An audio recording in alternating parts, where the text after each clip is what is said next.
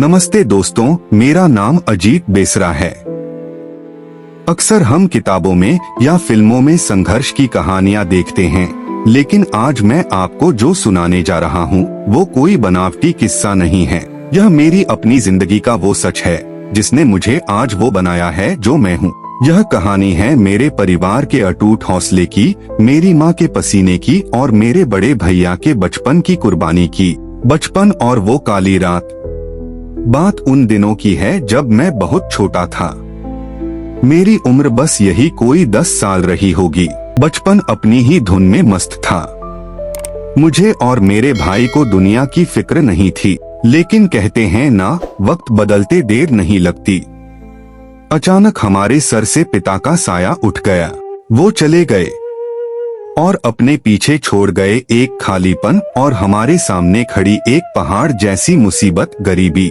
उस समय मेरे बड़े भैया, जिन्हें मैं दादा कहता हूँ, उनकी उम्र सिर्फ 13 साल थी। जरा सोचिए, 10 और 13 साल के 2 बच्चे और एक अकेली माँ।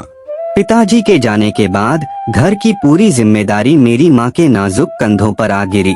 एक तरफ पति के खोने का गम और दूसरी तरफ 2 भूखे बच्चों का पेट भरने की चुनौती। माँ ने अपने सारे आंसुओं को अंदर समेट लिया। अपने बच्चों को बचाने के लिए उन्होंने अपनी ममता को कवच बनाया और मजबूरी में काम करने के लिए पहली बार घर से बाहर कदम रखा।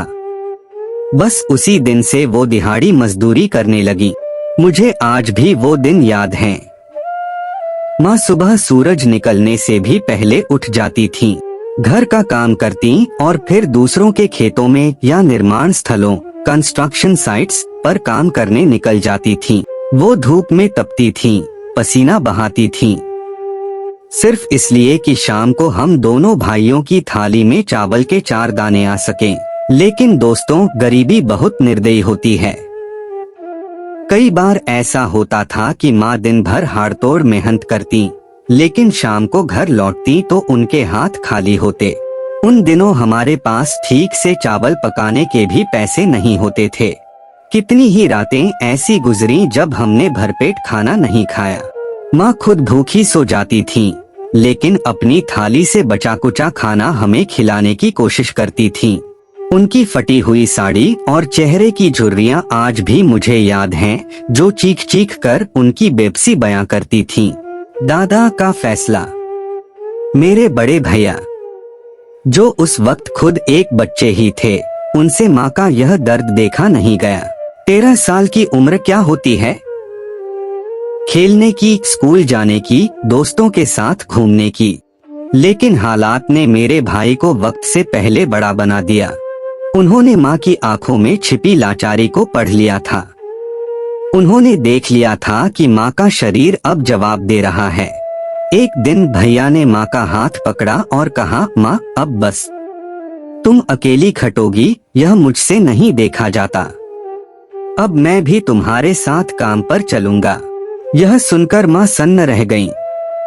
किस माँ का दिल चाहेगा कि उसका नन्हा सा बेटा, जिसके हाथों में किताब और कलम होनी चाहिए, वो ईंट पत्थर उठाए?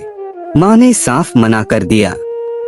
वो रो पड़ी और बोली, नहीं बेटा, तू अभी बच्चा है, तुझे पढ़ना है। मैं हूं ना, मैं कर लूंगी। लेकिन भैया ने जिद पकड़ ली।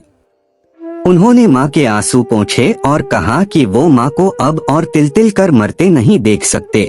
आखिरकार गरीबी और हालात के आगे माँ की ममता को झुकना पड़ा।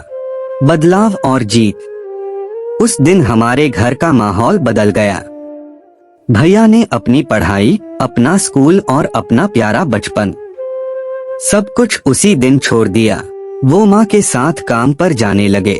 सोचकर रूह कांप जाती है कि जिस उम्र में बच्चे खिलौनों से खेलते हैं, मेरे भाई ने उस उम्र में औजारों से दोस्ती कर ली। फिर शुरू हुआ असली संघर्ष।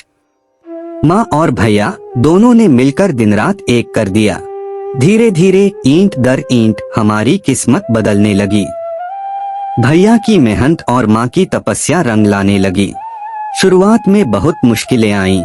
लोग बातें बनाते थे, शरीर साथ नहीं देता था, लेकिन हमने हार नहीं मानी। जो घर कभी एक वक्त के खाने के लिए तरसता था, वहां धीरे धीरे खुशहाली की किरणें आने लगीं। वो कुछ साल बहुत कठिन थे, बहुत ज्यादा कठिन। लेकिन उन सालों ने हमें लोहे जैसा मजबूत बना दिया। आज का दिन, आज जब मैं पीछे मुड़कर देखता हूँ तो मेरी आंखों में आंसू आ जाते हैं, गम के नहीं, गर्व के। आज हमारी स्थिति बदल चुकी है। हमारे पास खाने की कमी नहीं है, सर पर पक्की छत है।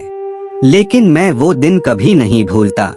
मैं गर्व करता हूँ अपनी उस माँ पर जिन्होंने तूफानों में भी हमारा हाथ नहीं छोड़ा, और नमन करता हूँ अपने उस भाई को जिन्होंने 13 साल की उम्र में एक पिता की जिम्मेदारी निभाई और अपना भविष्य मेरे लिए कुर्बान कर दिया।